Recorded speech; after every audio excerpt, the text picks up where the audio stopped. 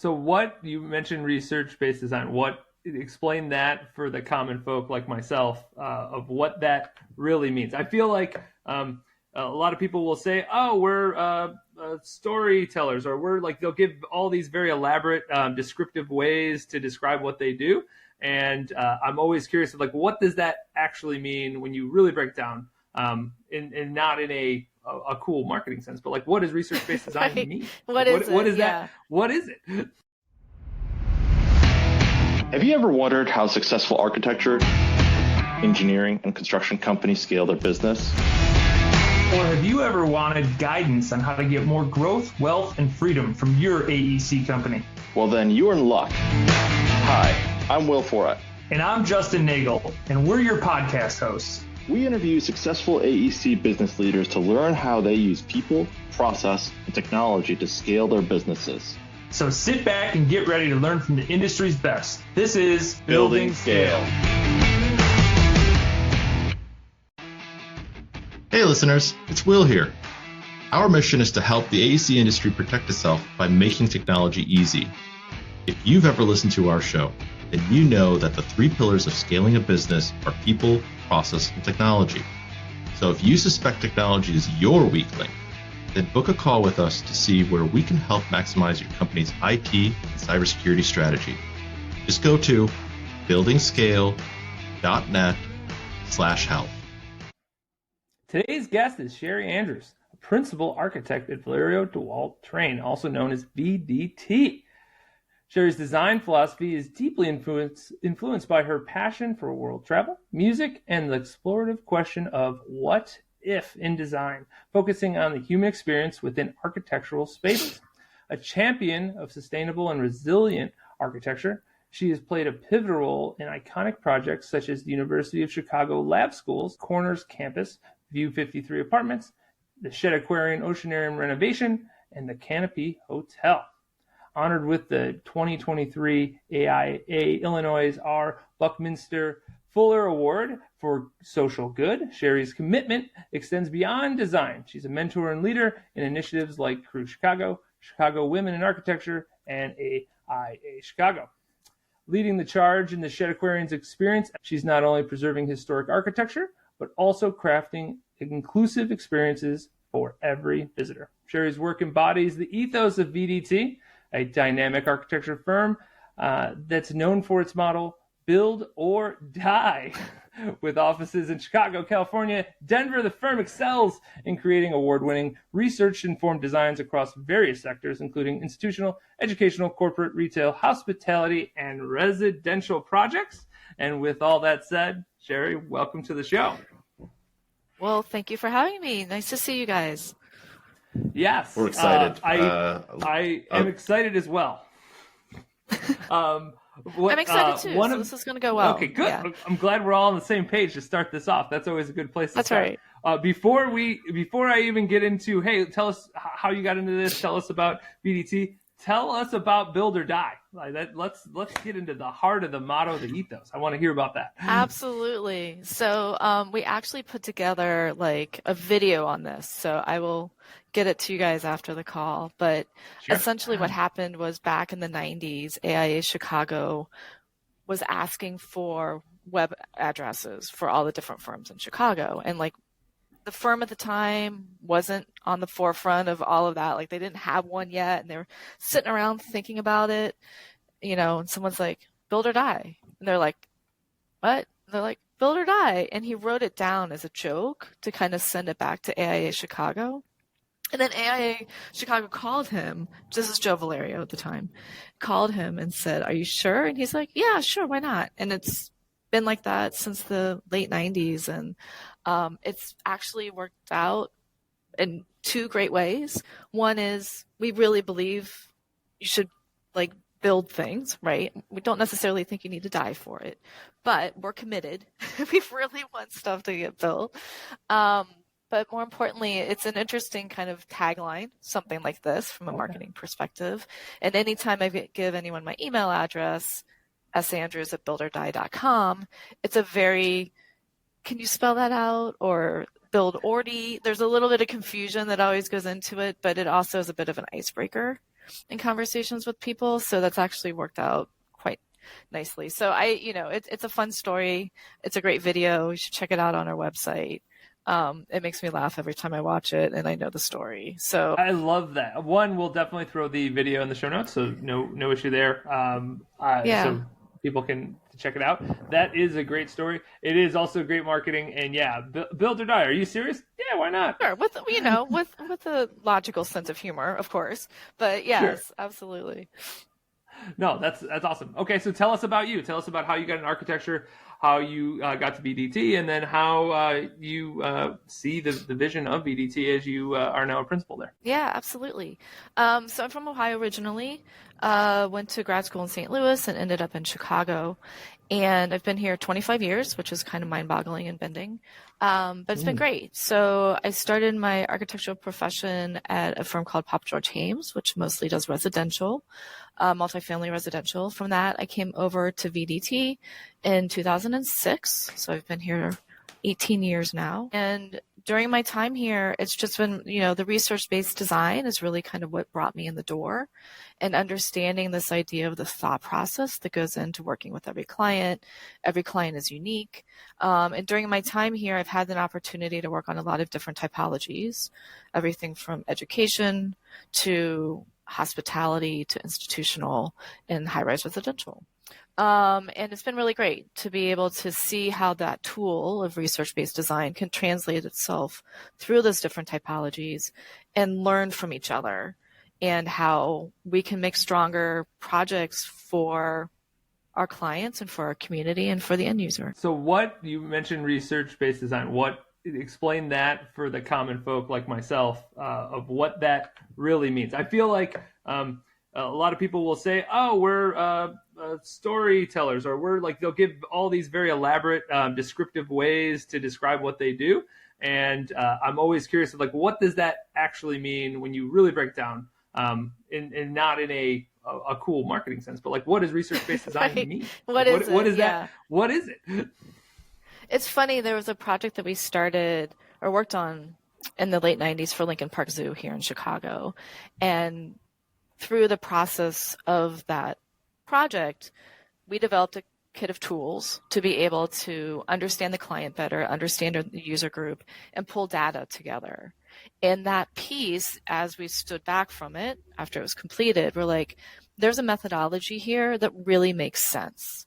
And it's scalable, it's transversable, if you need to go to a different client. And it all starts with one question that, whatever the question, design is the answer. And that's where you walk in the door from the research piece of it, because then the research becomes a whole methodology. It includes immersions. You need to know who your client is. What is their DNA? You're not going to come in with an answer. You're going to come in with curiosity. You're going to learn from top down, from bottom up. You're going to learn who your client is. You're also going to look at maybe what are the forecasting of the changes in that typology. For University of Chicago, we brought in 13 thought leaders and had a series of roundtables to talk about the future of education. And so is everybody from the head of the human genetics department at the University of Chicago to early education experts to authors and other, university directors and leaders in education technology. So all of those things come together. And at the same time as you're researching kind of the academic side of it and the user side of it, which is very important, you're also looking at best practices and you're seeing what's been done out there. You're learning how people are engaging with spaces. As an architect, you want them to feel an ease of use and a comfort in their place. And so what can we learn from these other projects, good and bad, of that process? You look at it from a site in the context of where it's going. This is also part of that research piece because it's critical. It's not only from a sustainability perspective and maybe a topography perspective, but a user arrival experience, understanding, again, going back to the ease of use and that experience that you can have. And you really need to know what the program is, right? So there's a lot of this piece, this research-based design is spent with the client, with the appropriate user groups to get what they need out of this. And in some cases, their goals may be way loftier than what we have to work with, but it also gives us the ability to understand where they need to go. So if we say, great, we can offer you this now, we're going to give you flexibility. So we know that you need to get to this later. These are the tools. We're not going to paint you into a corner. We're going to give you the opportunity to continue to grow.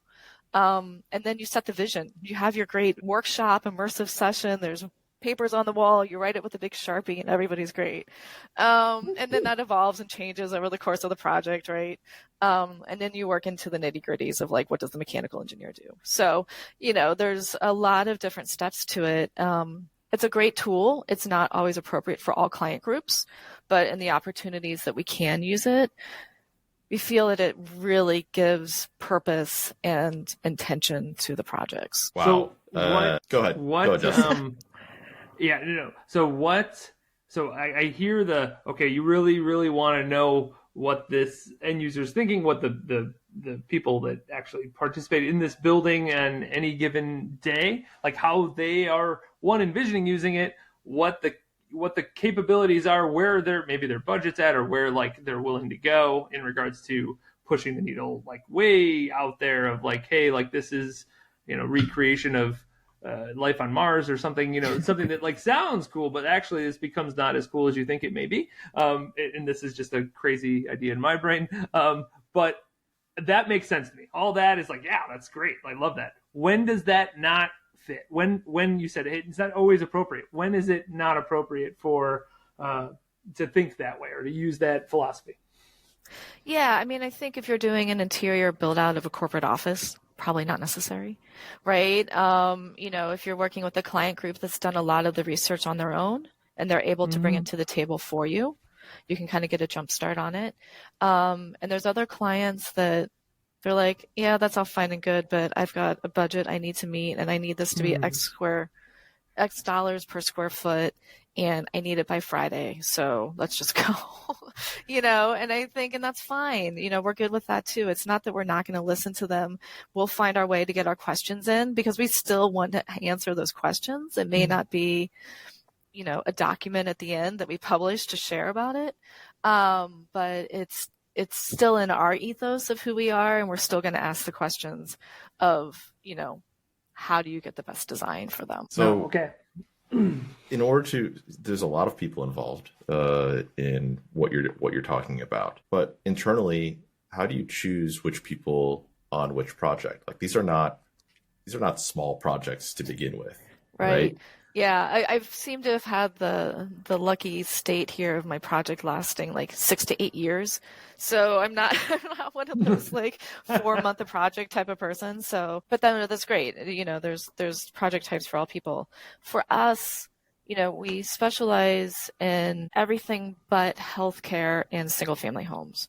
So like you mentioned in your intro, we have a lot of different typologies that we use. Our office is not siloed. Siloed means that you have specific studios for certain typologies. So you might have a high-rise residential or you might have an education.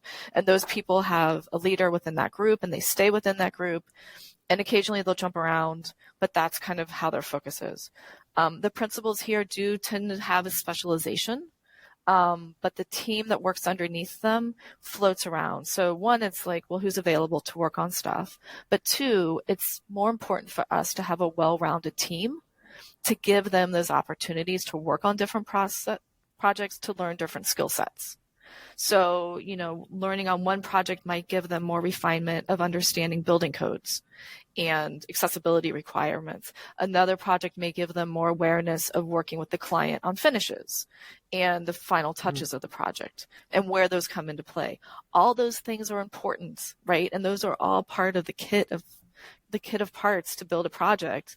And even if you're working on a project that may not have a super elaborate interiors build out, it still needs doors and hardware. So you still need to understand how to do these things. So we really kind of pride ourselves on being able to allow diverse opportunities within the firm.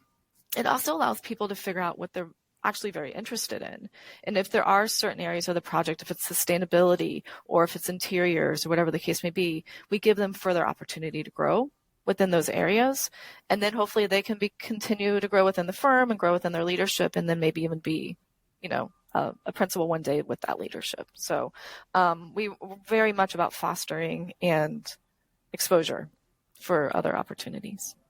So I want to segue right here for a quick second. When you walked in the door of VDT, you did not start out as a principal. You are a principal now, right?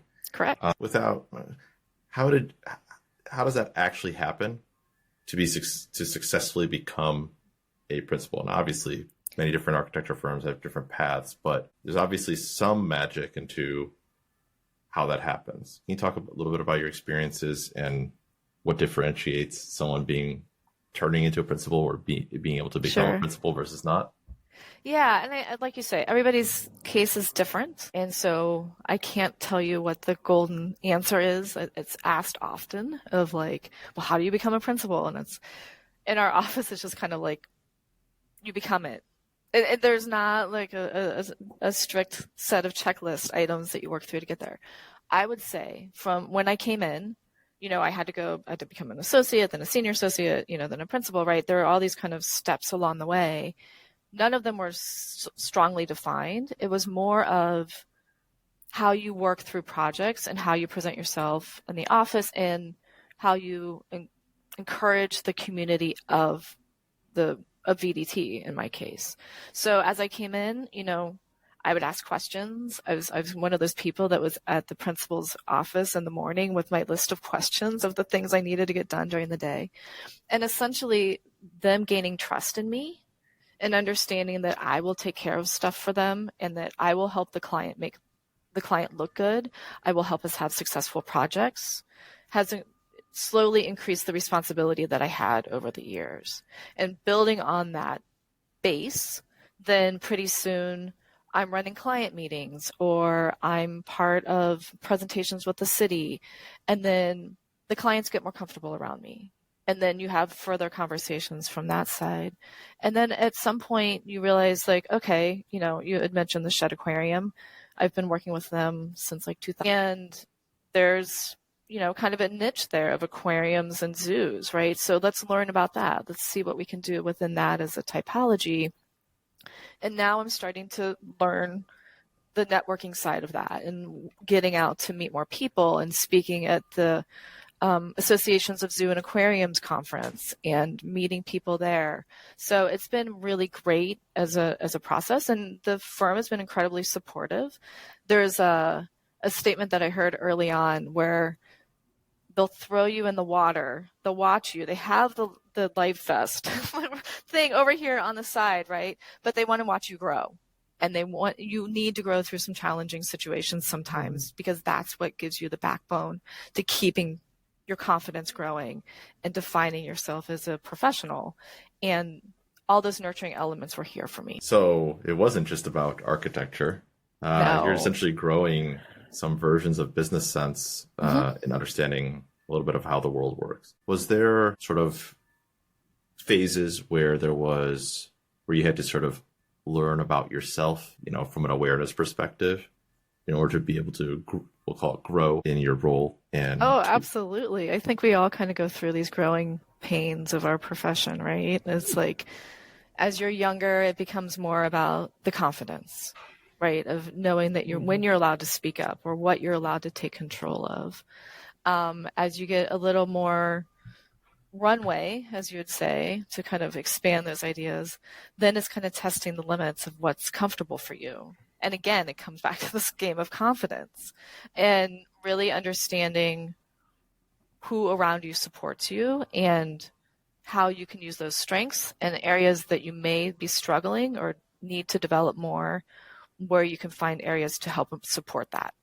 And that still happens now, right? None of that changes. I think, it might be more of a accessibility question issue versus a professional development of project management question, right? I mean, they change as you go, but I feel like you have to keep those checks and balances going as you're evolving as a professional. And it's funny because I'll look back at like certain phases of my career where I was very animated and kind of chaotic about projects, issues that would come up because they were important to me. Like I was like, I need to know what's going on, and I like stay awake all night and all these things. And now I still stay awake at night on some things, but more of it's just understanding the process and that it's going to be okay take a deep breath, step back, and look at it again in a half an hour or in the morning and really kind of figure out, what are we looking at here? And I think that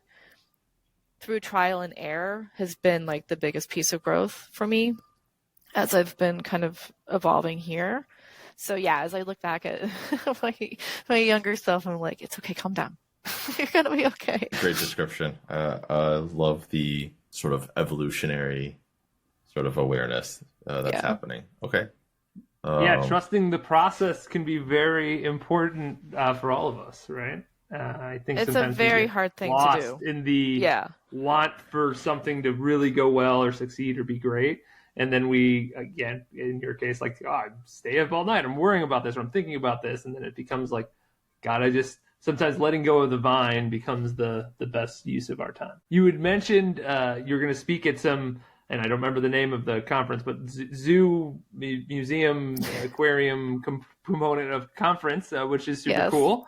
That went about networking there, right? So like, obviously there are only so many Shed aquariums in Chicago. There's only so many zoos in Chicago. So how is networking in other places occur? Like, how do you, like, this is a thing that you're starting to blossom into. What does that look like so far? Yeah. And I think it's learning from the people, the connections that I have, of some of their connections or getting introduced to other people. So the conference that I spoke at was the Association of Zoo and Aquariums, their annual conference. It's usually in the fall. And I presented last year with Sarah Heasel, who's the one of the vice presidents over at Shed for design and exhibits. And it was really great because we were able to present the upcoming project and kind of where we're at and the evolution of it. And through that, even just sitting at that table and with the other people that are there, I'm learning who some of my peers are and understanding what they're doing. And a lot of the consultant groups within this industry work on different projects, have different clients at different, institutions. They also know people, right? So it's a matter of just kind of like letting that web start to work its way out and realizing that, people know other people. Everybody within the AZA community is incredibly supportive and very friendly. But it's a little, it's like you go to the American Institute of Architects annual conference and it's kind of business. Like you're there, you're doing your stuff and you network in a different way. You get your learning credits, but the AZA conference is really great because it just feels comfortable. Like I said, everybody's very friendly, very willing to talk to you. So I've found that very rewarding. How do you know who and where you should spend your time with? Not everyone is, how would I say this, the best or the kind of quality time, if you will. Not everyone is best suited for that. You don't have an infinite time in the world. How do you know, or how do you choose? Maybe that's the better word. How do you choose where you spend your time from a networking trial and error, obviously, that goes into it. But as far as I'm concerned, any conversation is a good one. Even if that person ends up not being like the great connector, for all the other things, there's a world of knowledge that person has that I still can gain something from. So I may not be able to tangibly use it tomorrow to, call somebody about an opportunity, but I have an awareness that this person is really smart about this thing. And so that could be helpful for me down the road as things go. So the easiest answer is to say there's a bit of a lottery in it as you're starting to work through it of finding the people, but you also know who the industry leaders are within a certain typology and using that as a resource. Obviously within our world, we're following the trends. We're looking to see what's next in the design world on certain typologies. Being out in the front of that awareness also helps those networking opportunities. Okay. So thank you for that. I love the insight. You talked about Shed. How do you win work like Shed? That's a big logo. That's a big name. That's not just local to the city. That's definitely a nationwide, if not a worldwide. Shed Aquarium is not small by any means, and it's very well known. How do you win work like Shed? It's funny you asked because I ended up having to go back to ask Joe Valerio because I didn't start here when we got the first one. I was here for a year or so, and then I was added to the team. And so, and he's kind of scratching his head. He's one of the original founders of the firm. He's like, gosh, how did we get that?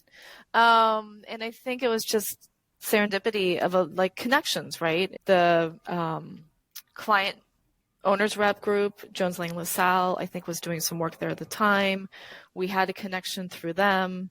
They put our name on a list. We interviewed. They took a chance with us, which we are forever grateful, and had a super successful project back in 2007 to 2009 to renovate the oceanarium and add an office addition on the roof. And from there, we established a relationship with them that has been very important to me. As part of my career growth, I credit a lot to them as being supportive and nurturing as well as a client group. And so anyway, we've been able to maintain that relationship, which is fantastic. And then now that they're in 2018, they introduced the master plan project or experience master plan. There was a competition for it. We were one of 3 shortlisted firms that was able to interview for it. And we won the master plan. And then they kept us on, gratefully, for the implementation of that master plan. And so in 2000, we went from master plan into programming, and we are now in construction for the second phase of it. So I think it's all about some of it's luck, right? Just being in the right place at the right time. Others is like hard networking that in some cases people do. We tend to rely on relationships to build our client base and establish that relationship for return work. I think Shed's a great case of that, where we've been able to maintain that, going forward. So I don't have like a quick answer for that. Everything's very fluid. It's not any one thing, right? It's not like, here we applied for this and we got that. It didn't quite work like that. There's usually an RFP process. Was there? Yeah. So even with the relationships, that's essentially gives you the opportunity to put in an RFP. You get invited. That's the first step. You want to be able to get invited, and then you still have to prove your worth, right? It's like you're working with a lot of really intelligent and capable firms nationally for projects like this. And so, yes, it is still very competitive, and it's stuff we take very seriously. And it's been great. Okay. And you got the master plan design work, which is another step in the process for full programming, right? So you get a master plan, when somebody says, yes, master plan us, like master plan design us, then how likely are you to actually get the execution of that work? It really varies. We've been very fortunate on all of our projects that we do get selected to carry it through. There's some other factors in it that I'm not always exposed to. So some of it may be the board of the organization may require that they go out and send another RFQ out for implementation. Time may pass. They may stop after the master plan and pause the project while they work through the capital campaign to raise some of the money for the project. So by the time they come back to it, they may want to look at something differently, and they open it back up again. So there's a lot of different factors that roll into like a master plan to implementation that you roll with it and you plan accordingly. Just for clarity's sake, okay, I know what anyone that's heard about master planning cities, that's but what you're talking about is a little bit different. Can you talk about what that means, master planning, let's say for Shed or some other sort of big project organizations like that? What does that actually mean when you talk about master planning? I mean, it's funny because I would say like research-based design leads to a master plan, right? It's like that whole process of discovery. And a lot of times what it is it starts with data, right? Of like for an institution, for the University of Chicago, they had a student population of X number. They wanted to increase it to Y number. And they only have so much footprint to work with as a campus, and they have aging buildings and other factors. How do you allow that growth to happen? So the master plan gives you an opportunity to investigate those options and to prove some right, to prove some wrong. There's, many design iterations to get to an end of a master plan, and that's what it's there for. You're poking holes in things. You're looking at things from different angles. You're asking really hard questions to the institution of like, is this of value to you? Where do you want, you don't have an infinite amount of dollars. You don't have an infinite amount of land. So let's look at this and let's figure out how we can prioritize this to make this the most important piece that we can for you, your user group, and in most cases, the public, or as was said, the animals, right? Those are all valuable players in the game. Depending on the process, a lot of times we'll encourage to have general contractor on board just for pricing and for phasing. So a lot of these larger projects, especially if they have a master plan, they're probably complicated and probably have multiple phases. So having somebody on board that can understand, look, you're going to have to deal with escalation on this. Like, we need to make sure you have that into your budget, or you can't do this part of the project until you navigate this part of the project because you need to keep air conditioning going. So there's all those pieces that come into play very early. So by the time you get through the master plan, you feel like you have a really good kind of set of, they call it a basis of design, but a set of directions to help you go forward. That's not to say you're still not questioning once you get past it, because that's you always are. But I'm trying to think of it's like kind of an owner's manual, maybe. I don't know what the best way to describe it as, of just kind of figuring out what you need to know to go forward. That's so funny because it sounds so similar to us with IT and cyber. We come in and say, like, here is a roadmap. Like, that makes a lot of sense based on a bunch of data that we've collected from not only your systems, but also your people. Like, how do they work? Like, exactly. If they work in a different way, this solution may be horrible. Like, this, even though on the outside it looks great, but it's like, yeah, this will actually break and won't be good. And then as we're going through, it's like, oh, well, there's something new came up, or this didn't work out this way, so we have to foundationally change this, and then that changes this, and it's always this continuous like partnership with our clients where it becomes like, hey, how do we get this to make the most sense and work efficiently for everybody involved? That's exactly it. It's just you're dealing with technology, and I'm dealing with a roof. So, it's the same. Yours is prettier than ours. That's what I will say. I'm just going to throw that out. Yours there. might be more essential. I don't know. We'll see how it all ends up. We need a building to work in, though. Yeah, that's true. Fair enough. So for like something historic like the shed or any of the other historic stuff that you've done, what are things that you now know that somebody who hasn't worked in those settings would find surprising, or things that are like, oh my God, since this building's from the 30s, like there are things that just technology is much different, as in building technology is much different, that just didn't exist then and now does exist, and we have to make this completely different. Yeah, I mean, the building, the bones of the building, the structure of it is always solid. Like in most cases, as long as the people are maintaining their building. And in some cases, if they're not maintaining the building, then we call it remediation, where you would go in and take care of certain areas of the building that need attention. I think with the different types of buildings, the variation is slightly different. So an easy one is always the mechanical, the HVAC systems, right? And the plumbing and the accessibility issues, right? All that stuff's always outdated. So the bathrooms are never big enough. Even if you wanted to reuse the existing bathrooms, you can't. And the HVAC distribution might be different because they need more space or less space, or the equipment has gotten smaller, so you don't need as much space there. That's where you can take some of the bathroom, you add HVAC to bathroom space, Right. And building codes have changed. So now I need to provide more stalls, right? So now I need to provide more spaces for people. The stairwells need to be wider, all these things. And there's a lot of process that goes through meeting with the city, meeting with local agencies to figure out, they call it grandfathering in, of what is feasible. So for example, at the lab school, there's some historic stairs in one of the original buildings for Blaine Hall that are the heart and soul of the school, right? And they mean so much to the school. code tells you a couple different things. It tells you that the stairwells need to be enclosed and that, you can't use this piece for that piece.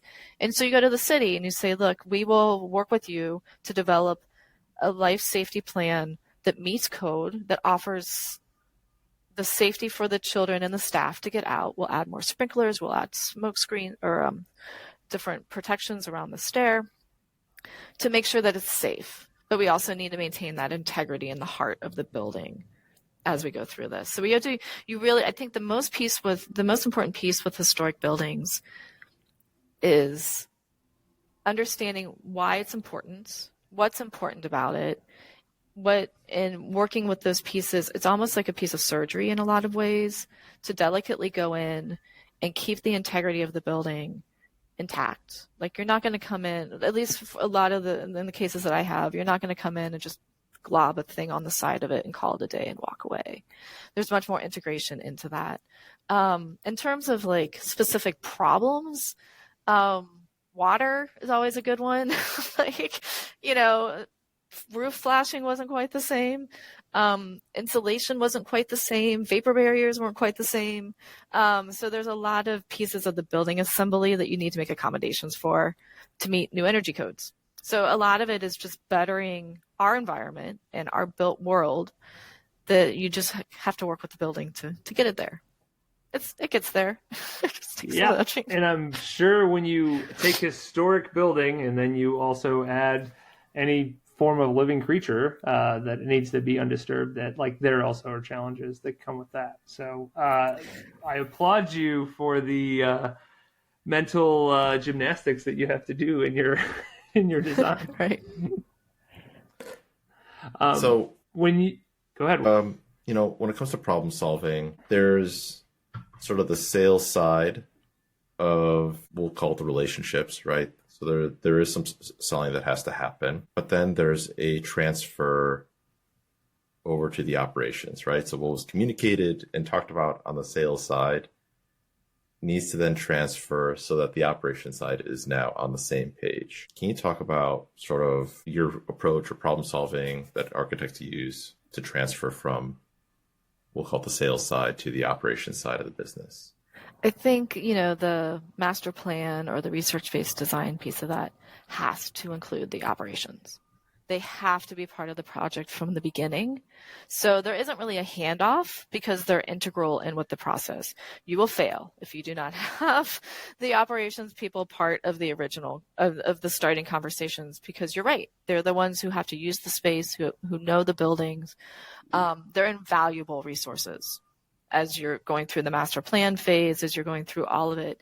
Now, from a logistics perspective, there is a whole process of training, as projects start to wrap up. So if there's new technologies or new systems, a lot of these use a building automation system, for controls for different components of their building. That all needs to be handed over so they understand what to do with all of it.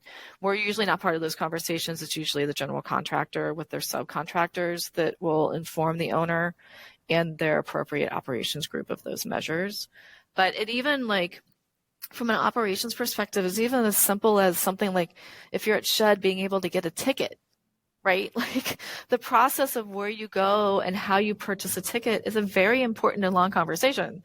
And so those people have to be part of the project from the beginning. And a lot of times we'll say, can you invite such and such to this conversation? Because us forecasting ahead, looking for roadblocks or working from different experiences, have learned that you might want to bring that person in now because they're going to know something different and bring it to the table that's going to help us have a more rounded experience.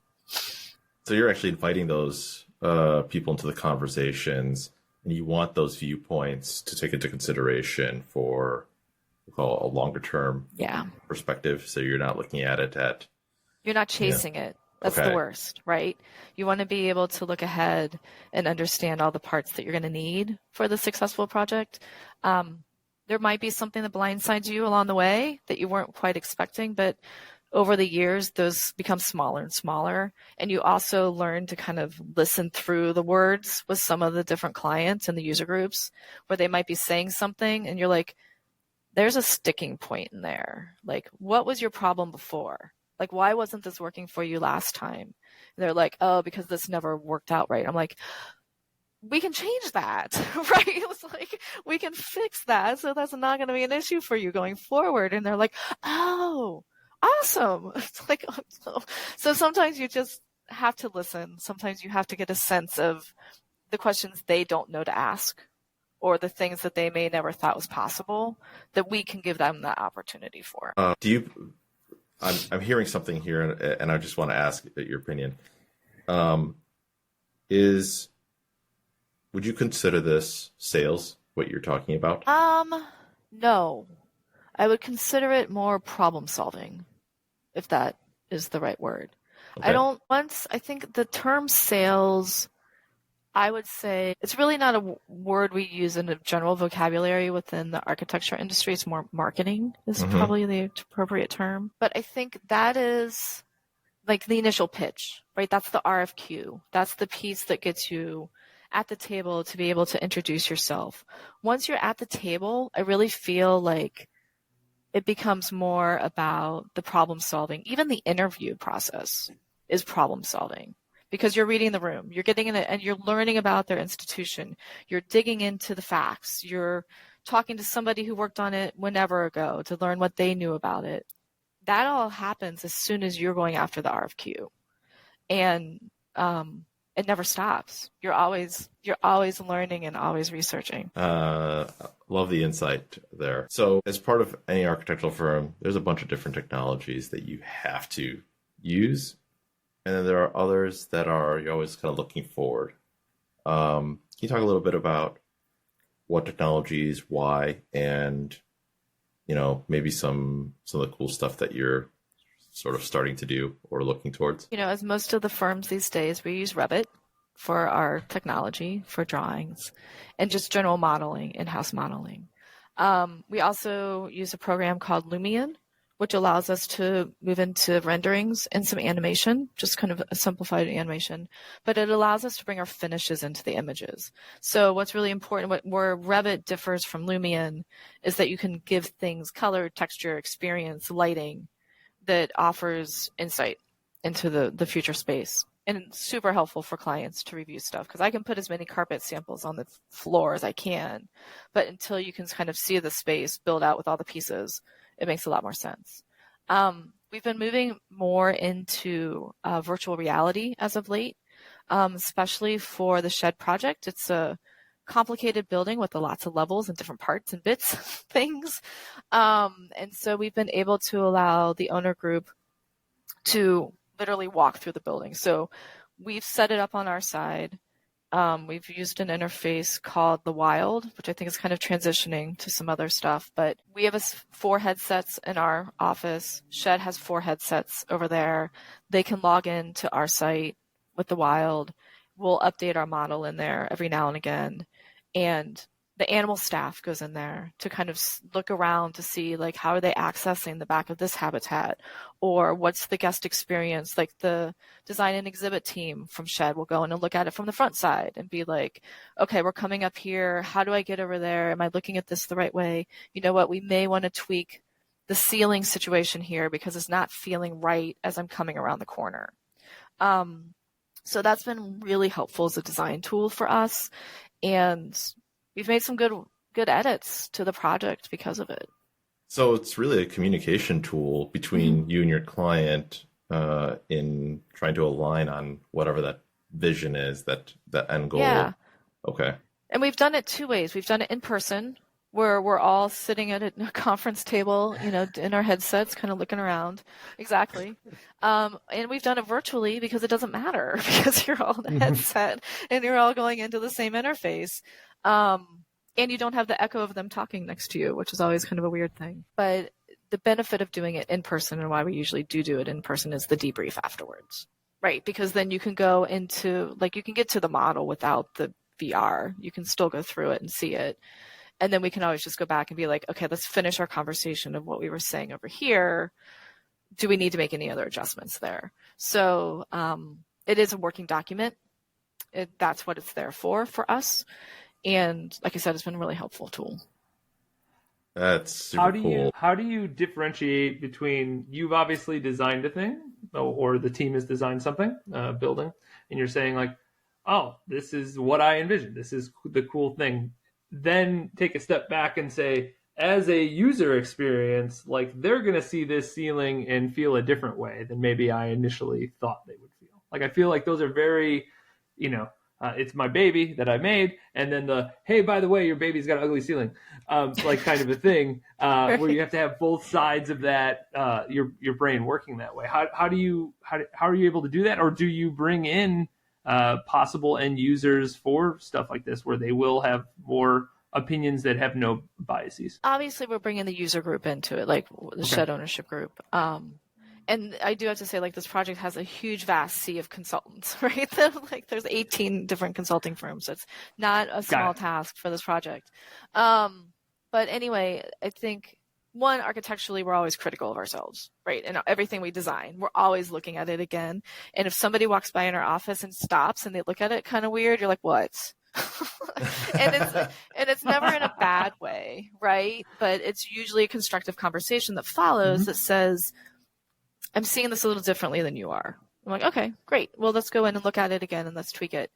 Luckily, in all of my projects to date, I've had an owner or owners group that has been very honest with us. Like, it doesn't help to hold your comments back. We are good with criticism. That's what we were raised on in architecture school.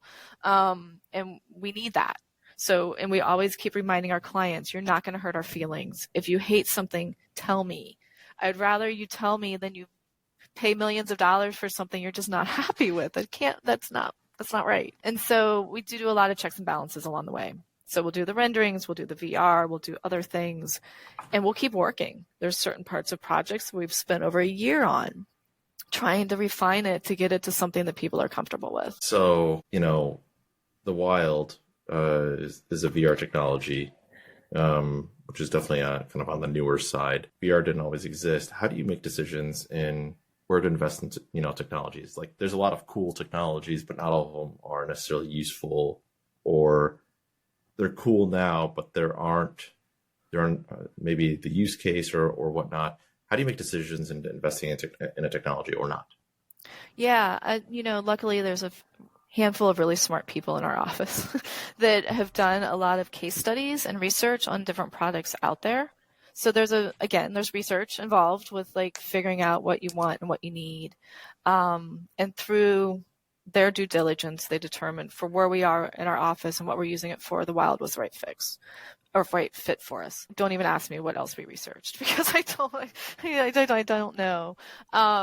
But I think technology is always changing, right? And people buy out other companies on a daily basis, and trying to keep up with that, and like what you're using now, is it translatable to what we were using yesterday?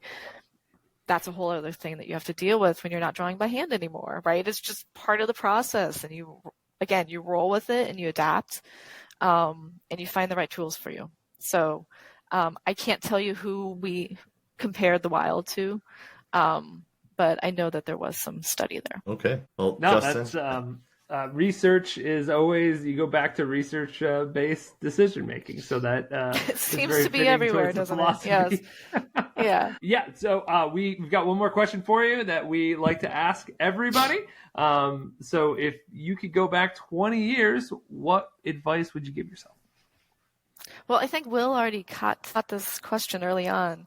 With my growth. Again, I would say be patient, step back, and trust your confidence. Have you found that the confidence build, there's always ceilings. Everybody has ceilings. You hit a ceiling, you got to break through it. Hit another ceiling, you got to break through it. Have you found that now that you're a principal, your confidence has increased, or your confidence has shifted to different things? Yeah, the ceilings are just different objects now, right? You're always growing. I can't. Yeah, there's no way. I'm ready to conquer all things calmly. But all the tools that I've been able to gain till now have helped me navigate those ceilings better, more effectively. Well, you certainly have been calm every time we've spoken with you, and you let the confidence shine because you're doing really, really cool stuff. And VDT is, apparently very happy to have you. Certainly. Yeah, very happy here. It's great. If somebody wanted to get a hold of you, what would be the best way for them to do that? Yeah, absolutely. Well, why not use the Build or Die website here, and you can email me at sandrews, ANDREWS, at Build or Die, all one word, Build or Die. And you can find me on LinkedIn as well. And yeah, it'd be great to hear from anyone. Awesome. I will throw all the social and the show notes. If you send me the video of the Build or Die rationale, I'll put that in the show notes as well. And is there anything else you'd like to tell the people before we say our goodbyes? No, just thank you for the opportunity. It's been great talking to you guys today and sharing a little insight into my world. Well, you've been awesome. Cool. So thank you for being with us. Absolutely. Listeners, I hope you had just as good of a time as we did. I love the Shed Aquarium as a Chicagoan, even though I live in Arizona now. And Will, I know he's been to the Shed with his son plenty of times. So Sheri is changing both of our realities, and she didn't even know us a few months ago. So cool. If you have any questions, I'll throw everything on the show notes. And until next time, adios. Thank you. Thanks for listening to Building Scale. To help us reach even more people, please share this episode with a friend, a colleague, or on social media. Remember, the 3 pillars of scaling a business are people, process, and technology. And our mission is to help the AEC industry protect itself by making technology easy. So if you think your company's technology pillar could use some improvement, book a call with us to see how we can help maximize your IT and cybersecurity strategy. Just go to buildingscale.net/help. And until next time, keep building scale. Scale.